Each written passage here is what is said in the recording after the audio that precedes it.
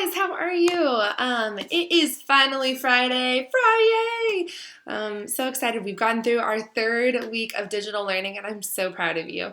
So I'm here today to read, of course, some more Harry Potter. I thought I should tell you guys that Austin and I have been watching the movies for Harry Potter, and I'm in such a Harry Potter mood.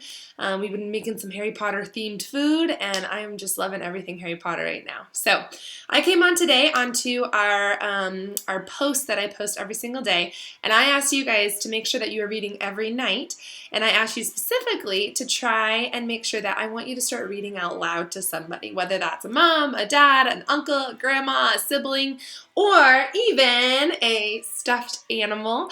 I have some of my favorite friends here. This is my fox friend, and this is Odie, my otter. And then we have a wombat, Mr. Wombat, and then my doggy. So these are stuffed animals that Miss Lang has had since she was very little. And they are going to be here as I read today. So just like I am kind of reading out loud, I also want you guys to continue to practice that. It's going to help us become better readers, okay? So now back to Harry Potter. We're still on Chamber of Secrets. If you remember, we are now on chapter 9, and it is called The Writing on the Wall. We heard that there was an incident. Harry Potter's hearing those voices that no one else can hear.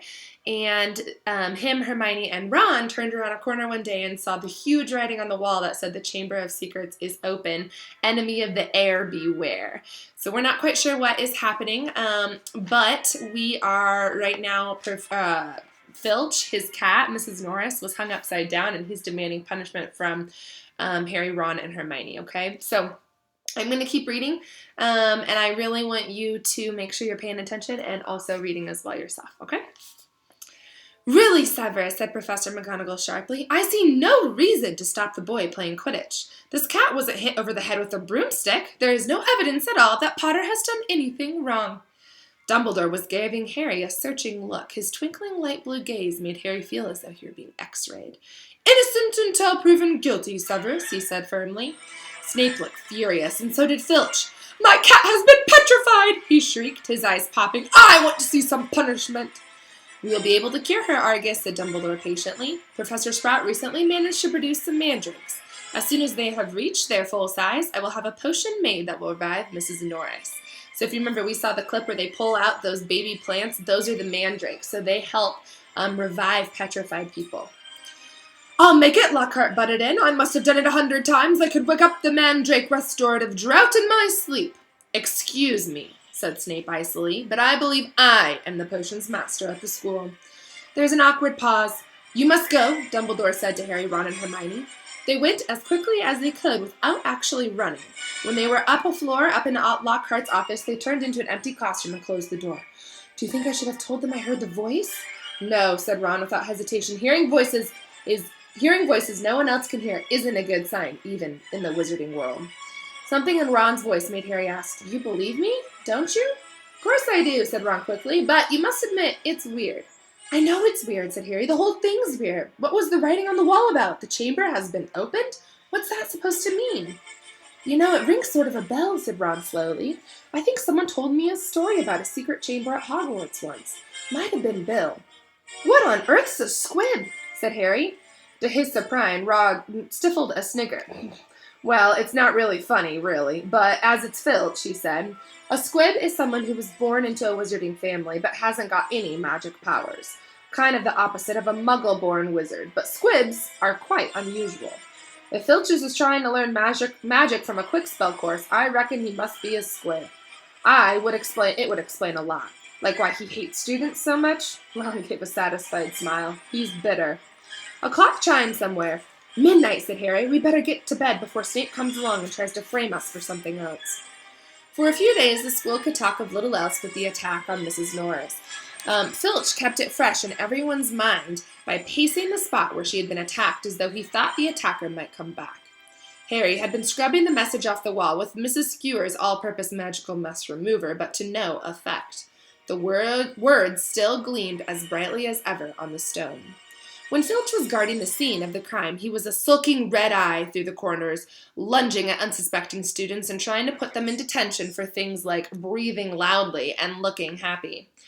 Ginny Weasley seemed very disturbed by Mrs. Norris's fate. According to Ron, she was a great cat lover. But you haven't really got to know Mrs. Norris, Ron told her bracingly. Honestly, we're much better off without her. Ginny's lip trembled. Stuff like this doesn't often happen at Hogwarts, Ron assured her. They'll catch the maniac who did it and have him out of here in no time. I just hope he's got time to petrify Filch before he's expelled. I'm only joking, Ron added hastily, as Ginny blanched. The attack also had effect on Hermione. It was quite unusual for Hermione to spend a lot of time reading, but she was now doing almost nothing else. Nor could Harry and Ron get much response from her when they asked what she was up to, and not until the following Wednesday did they find out.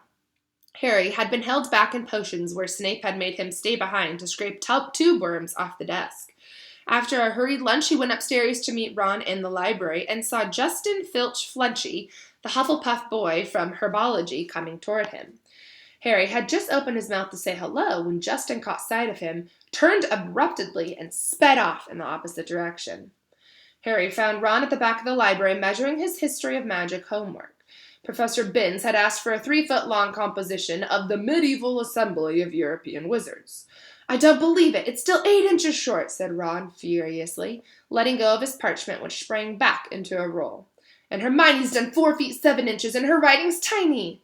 Where is she? Said Harry, grabbing the tape measure and unrolling his own homework. Somewhere over there, said Ron, pointing along the shelves. Look for another book. I think she's trying to read the whole library before Christmas. Harry told Ron about Justin Filch Fletchy running away from him. Don't know why you care. I thought he was a bit of an idiot, said Ron, scribbling away, making his writing as large as possible.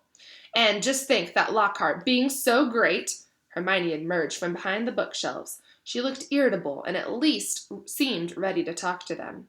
All the copies of Hogwarts history have been taken out, she said, sitting down next to Harry and Ron, and there's 2-week waiting list. I wish I wouldn't have left my copy at home, but I couldn't fit it in my truck with all of Lockhart's books. Why do you want it? Said Harry. The same reason anyone else wants it, said Hermione, to read up on the legend of the Chamber of Secrets. What's that? Asked Harry quickly. That's just it. I can't remember, said Hermione, and Ron desperately checking his watch. No, I won't, said Hermione severely. You've had 10 days to finish it. I only need another 2 inches. Come on. The bell rang. Ron and Hermione led the way to History of Magic bickering. History of Magic was the dullest subject on their schedule. Professor Binns, who taught it, was their only ghost teacher, and the most exciting thing that ever happened in his class was his entering the room through the blackboard. Anxious and shriveled, many people said he hadn't noticed he was dead. So that means he's a ghost. He had simply got up to teach one day and left his body behind him in the armchair in front of the staff room fire. His routine had not varied in the slightest sense. Today was as boring as ever. Professor Binns opened his notes and began to read in a flat drone like an old vacuum cleaner until nearly everyone in the class was in a deep sleep, occasionally coming to long enough to copy down a name or date and then falling asleep again. He had been speaking for half an hour and then something happened that had never happened before. Hermione put up her hand. Professor Binns, glancing up in the middle of his deadly dull lecture on the International Warlock Convention of 1289, looked amazed. Miss Granger, Professor, I was wondering if you could tell us anything about the Chamber of Secrets, said Hermione in a clear voice. Dean Thomas, who had been sitting with his mouth hanging open, gazing out the window, jerked out of his trance. Lavender Brown's head came out of her arms and Neville Longbottom's elbow slipped off his desk. Professor Binns blinked. My subject is history of magic, he said in his dry, wheezy voice. I deal with facts, Miss Granger, not myths and legends. He cleared his throat with a small noise like chalk snapping and continued. In September of that year, a subcommittee of Sardanian sorcerers. He stuttered to a halt. Hermione's hand was waving in the air again. Miss Grant? Please, sir, don't legends always have a basis in fact? Professor Binns was looking at her in such amazement. Harry was sure no student had ever interrupted him before, alive or dead. Well, said Professor Binns slowly. Yes, one could argue that, I suppose. He peered at Hermione as though he had never seen a student properly before. However, the legend of which you speak is such a very sensational and even ludicrous tale. But the whole class was now hanging on Professor Binns' every word. He looked dimly at them all. Every face turned to his. Harry could tell he was completely thrown by such an unusual show of interest. Oh, very well, let me see slowly. Let me see, the Chamber of Secrets. You all know, of course, that Hogwarts was founded over 1,000 years ago. The precise date is uncertain by the four greatest witches and wizards of all time. The four schoolhouses are named after them: Godric Gryffindor, Helga Hufflepuff, Ronina Ravenclaw, and Salazar Slytherin. They built this castle together, far from the prying Muggle eyes, for it was an age when magic was feared by common people, and wizards and witches suffered much persecution. He paused, gazed blearingly around the room, and continued.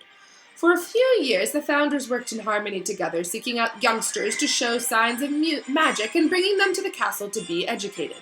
But then disagreements sprang up between them, a rift between Slytherin and others. Slytherin wished to be the more selective about the students admitted to Hogwarts. He believed that magical learning should be kept within all magical families. He disliked taking students of Muggle parentage, believing them to be untrustworthy. After a while, there was a serious argument on the subject between Slytherin and Gryffindor, and Slytherin left the school. Professor Binns paused again, pursing his lips, looking like a wrinkled tortoise. Reliable history sources tell us this much, he said, but of these honest facts have been obscured by the fanciful legend of the Chamber of Secrets. The story goes that Slytherin had built a hidden chamber in the castle of which the other founders knew nothing. Slytherin, according to the legend, sealed the Chamber of Secrets so that none would be open it until their own true heir arrived at the school. The heir alone would be able to unseal the Chamber of Secrets and unleash the horror within, and use it to purge the school of all who are unworthy to study magic. There was a silence as he finished telling the story, but it wasn't the usual sleepy silence that filled Professor Binns' class. There was unease in the air, as everyone continued to watch him, hoping for more. Professor Binns looked fairly annoyed. Okay, I'm going to stop right there, guys. So now we've learned a little bit about the Chamber of Secrets. I do encourage you, if you haven't seen the movie or haven't seen any of the clips, to go and make sure you look up some of those clips on YouTube, especially the one where Harry and Hermione come to see the big letters scrawled on the wall that says the Chamber of Secrets has been opened. So I hope you guys are still enjoying these read-alouds. Remember, I would like you to make sure you are reading aloud at your house, whether to stuffed animal friends or to family, or even if you want to just read to yourself out loud. It is important to make sure that we are practicing our fluency and the voices, the different voices that you hear sometimes. So miss you all. I hope you guys are going to have an absolutely great weekend. Enjoy the warm weather. If you can, maybe get outside and do a little exercise. But enjoy the rest of your day, guys, and I hope you have a magical Friday.